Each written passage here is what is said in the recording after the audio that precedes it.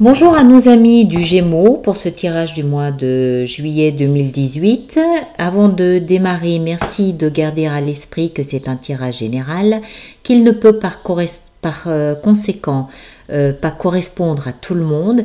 Si c'est le cas pour vous, n'hésitez pas à visionner la vidéo concernant votre signe ascendant et le signe de votre lune.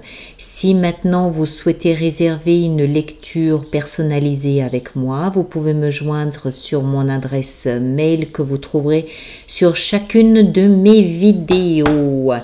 Voilà, pour terminer, qu'est-ce que j'ai encore à dire? Merci de vous abonner si ce n'est déjà fait. Merci de lever le pouce et merci surtout de laisser des commentaires. Ça m'aide énormément. Et d'ailleurs, je dois vous remercier parce que j'ai reçu des commentaires d'une gentillesse inouïe. Vraiment plein d'amour, de bienveillance, de bonté, de douceur, de jolis mots. Ça fait plaisir de voir qu'il y a autant de beauté là-dehors dans le monde. On en doute quelquefois quand on voit les nouvelles. Voilà, donc je reviens à ce tirage du mois de juillet pour les Gémeaux. Nous avons le cavalier de denier, nous avons le 9 de bâton, nous avons le 7 de coupe et nous avons le 9 d'épée. Vous m'avez vu tirer en énergie de fond l'as d'épée, l'as de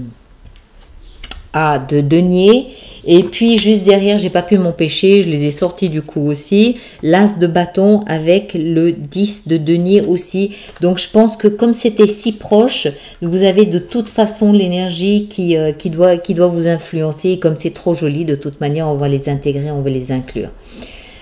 Alors, pour ce mois de juillet, pour les Gémeaux, ce que je perçois, c'est que, bon déjà, il y a quand même 2 9, donc c'est pas anodin.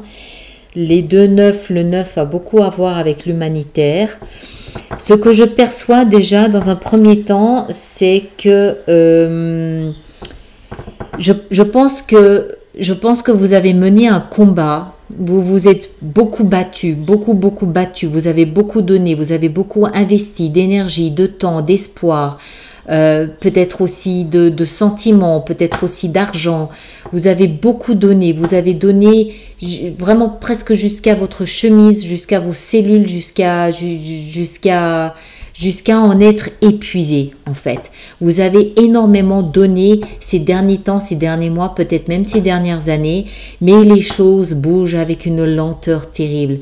Et je pense que ça finit par vous tomber dessus, je pense que ça finit par vous miner, ça finit par vous plomber, ça finit par en fait vous empêcher de pouvoir réfléchir de manière concrète, de manière... Je pense que en fait cette fatigue... C'est une fatigue, c'est presque un burn-out, c'est une fatigue bon déjà physique, mais c'est une fatigue en fait qui vous empêche qui entame votre espoir. C'est une fatigue c'est comme si en fait vous commenciez un petit peu à perdre espoir. Et en fait, faut surtout pas. Mais à force de perdre espoir comme ça, vous en arrivez à un moment où en fait vous êtes peut-être un petit peu perdu, vous êtes un peu dans la brume, vous êtes trop dedans, vous avez trop le nez dans le guidon, vous êtes trop à l'intérieur de votre combat entre guillemets, à l'intérieur de ce... Quand je dis bataille, c'est sans la notion péjorative, hein, c'est dans la réalisation. Voilà, vous êtes trop dans la réalisation de votre projet, de votre ambition, de ce que vous êtes en train de mettre en place pour en fait être capable aujourd'hui d'être encore rationnel et concret. Vous arrivez plus à prendre le recul nécessaire, vous arrivez plus à prendre la distance nécessaire pour avoir une vision globale du tout. Vous êtes trop dedans. Mais ça, c'est tellement vous avez investi, tellement vous avez mis tout ce que vous aviez que voilà, vous êtes trop le nez dans le guidon. Et du coup, il y a une espèce d'hésitation maintenant. Vous savez plus trop quelle direction prendre, vous savez plus trop quel chemin suivre. Vous êtes un peu paumé, vous êtes un peu largué. Est-ce que c'est vraiment ce que je veux? Est-ce que c'est vraiment la bonne direction? Est-ce que je suis pas en train de me tromper complètement? Est-ce que c'est vraiment bien ce qu'il faut faire? Est-ce que j'ai fait juste? Il y a tout un paquet de doutes sur ce que vous avez fait, sur comment vous l'avez fait, sur est-ce que c'est bien ce qu'il me faut, est-ce que c'est bien ce que je veux, est-ce que je suis pas en train de complètement me tromper de vie, de chemin, de tout ça. Et en fait, ça génère quelques angoisses.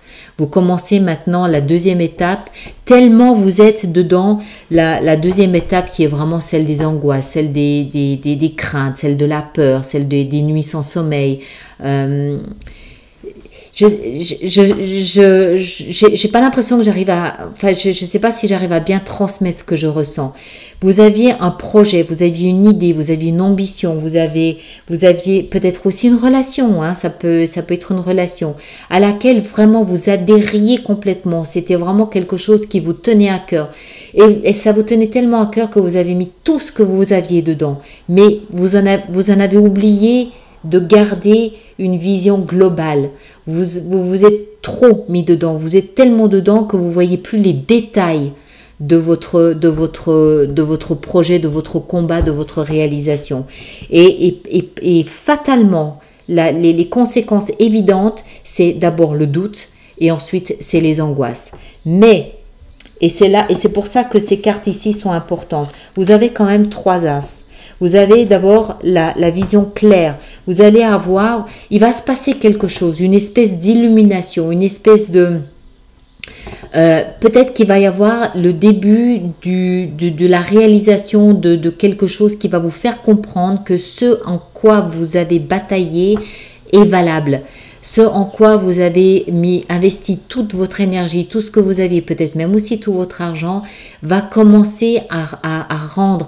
Vous allez avoir des signes, vous allez avoir des prémices que oui, c'est juste, oui, c'est bien, oui, il faut continuer, oui, il faut plus douter, oui, il faut pas s'arrêter. Ne vous arrêtez pas, ne continuez.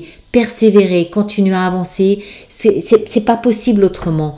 Il y a forcément la réalisation, l'aboutissement, il y a forcément le cadeau au bout de tout ce que vous avez investi.